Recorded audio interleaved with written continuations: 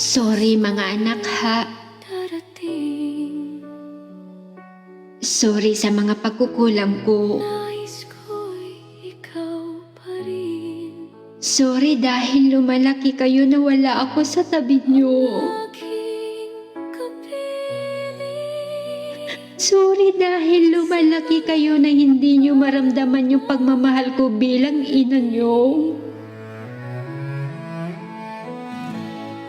Sorry dahil wala ako sa tabi niyo para alalayan kayo. Sorry dahil wala ako sa tabi niyo para mapagsabihan ng mga problema niyo. Pero sana maintindihan niyo kung bakit mas ginusto kong lumayo. Dahil sa sobrang pagmamahal ko sa inyo.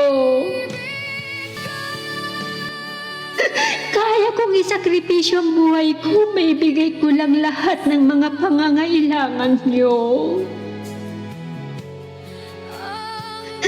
Isinuko ko na lahat ng mga plano ko. Pero ilalaban ko pa rin ang mga pangarap niyo.